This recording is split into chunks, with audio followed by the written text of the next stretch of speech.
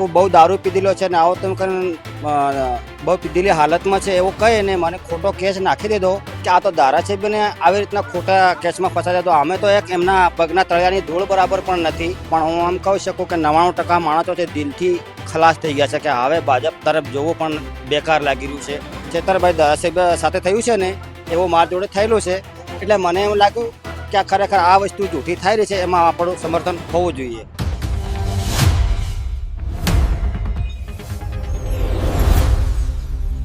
ગુજરાત સિવાય અન્ય રાજ્યોમાં એવું કહેવાય છે કે આખું ગુજરાત ભાજપમય છે અને યુવાનોથી લઈને વડીલો સુધી બધા લોકો ભાજપને 30 વર્ષથી મત આપે છે ગુજરાતમાં.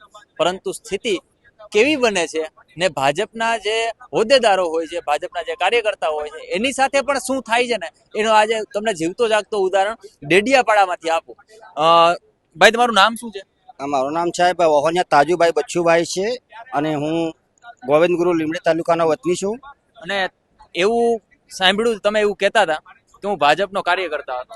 હા, પહેલા હતો શરૂમાં ભાજપનો જે એમના રીતે થાય તેવી મહેનત કરી, મત આપ્યા બધું કર્યું. પણ જ્યારે એક સમય એવો આવ્યો કે જ્યારે હું દારૂ તો બિલકુલ પીતો જ નથી સાહેબ, તેમ છતાં મારી રિક્ષા બિલકુલ કાયદાસર હેઠળ હતી, સાઈડમાં હતી. તેમ છતાં તું બહુ દારૂ પીધેલો છે ને આવો તેમ કરીને બહુ પીધેલી હાલતમાં છે એવું કહે ને મને ખોટો કેસ નાખી દીધો જે પોલીસવાળાએ લીમડી પોલીસ સ્ટેશનની અંદર. પછી અમે જેમ તેમ કરી અને કોર્ટમાં જઈને મુદતો ઉપર મુદતો કરી અને આ જેમ તેમ કરીને પતાયું. એટલે પછી આ જે આપણા ચેતરભાઈ ધારાસભ્ય સાથે થયું છે ને એવું મારા જોડે થયેલું છે. એટલે મને એવું લાગ્યું કે આ ખરેખર આ વસ્તુ જૂઠી થઈ રહી છે, એમાં આપણું સમર્થન હોવું જોઈએ. અહીંયા તમે પેલા ભાજપમાં હતા, પછી આ તમે પોતે રિક્ષા ડ્રાઈવર છો. સામાન્ય માણસ ઉપર થાય, આવા ધારાસભ્યો ઉપર થાય તો પછી સામાન્ય માણસનો શું ગુનો? મારો એ જ કેવું છે કે આ તો ધારાસભ્યને આવી રીતના ખોટા કેસમાં ફસાયા. તો અમે તો એક એમના પગના તળિયાની ધૂળ બરાબર પણ નથી. એટલે અમે માનીએ છીએ કે અત્યારે જે સત્ય તરફ દોડી રહ્યો હશે ને એમના જોડે રહેવું જોઈએ. ખરેખર અત્યારે જે ભાજપમાં જે કાર્યકર્તા હતા, તમે જે રીતે કાર્યકર્તા હતા, ભાજપ માટે કામ કર્યું છે, એવા જે કાર્યકર્તાઓ અત્યારે કામ કરે છે એના માટે શું સંદેશો આપશો?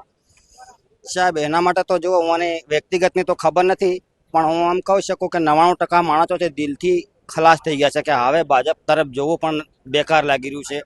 એવું લોકો વાતો કરે છે, એના આધારે હું વાત કહી શકું છું.